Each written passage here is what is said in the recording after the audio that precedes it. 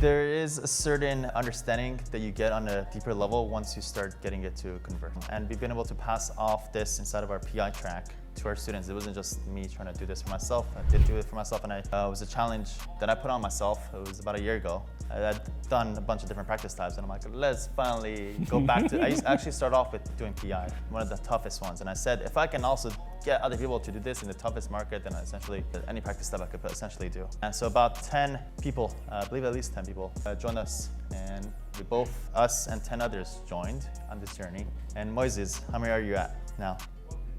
157 PI cases in California, one of the toughest markets. It is translatable. It's not just a one-off. It's not like one thing I tell you, it's it. It's a constant kind of progress and things that we went through, right? So it took a couple of months and some coaching because things happen. Things might get suspended and things like that. But if you have the know-hows, you have the experience, and you have someone to guide you through this process and the resilience to keep you throughout this process, it does work.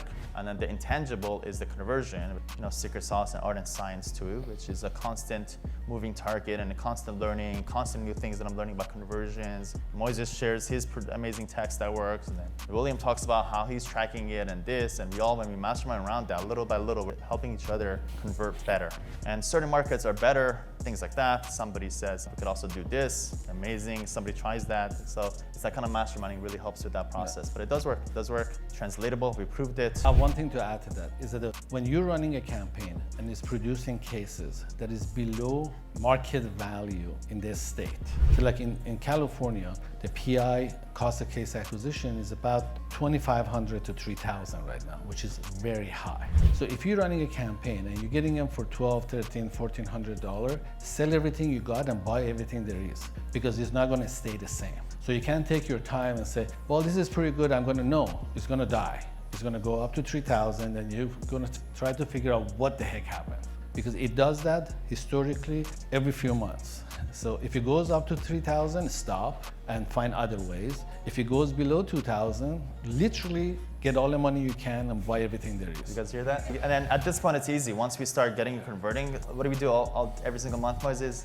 Just numbers and tracking, right? There's nothing to it. You just share your numbers. Great, you're doing great. Spend more. So it becomes easy at that point. And then the other part is things do change, as you mentioned. Things change, and luckily for me, I'm in a very interesting environment of friends with media buyers, other marketers. I get data. I'm doing a lot of my own stuff. So as I see the things, I do it right away inside one of my accounts. I see something here that I apply to this, and then next time you have a PI track, guys, don't forget to also do this. Things change, so you need to just like one-off do it. I promise whatever I'm doing now won't work in 6 months or won't work as nearly as well as now. But as long as you stay on top of it and mastermind around it and are open to sharing those things, then you'll continue growing. And then the other part I'll add to this is once you learn this process of learning how to fish, that's by far the most valuable thing, because you could, Moises and all the PI track members could go take this, apply the same idea to YouTube ads and any other platform or a new one that might come in the future. So that's, I think, the true ultimate value. Like, that's great and all. You got 157, but I'm pretty sure I think he's set for the rest of his life because he figured out the formula. I was wondering, I'm currently using GoGrow and also manual spreadsheets for tracking conversion rate, and I've been trying to investigate different CRMs to see if any of them are a little bit more robust and can provide this data, because it's taking forever for my VAs to manually pull everything from Grow and then get it all together. Really no, because I'm partnered with Filevine, Clio, Lidify, and CasePeer. And I see all this stuff happening, and we have our own lead tracking, management, cost of client acquisition system too. Still, we go back to a lot of the Google Sheets and tracking because it's real time and it's sort of more customizable.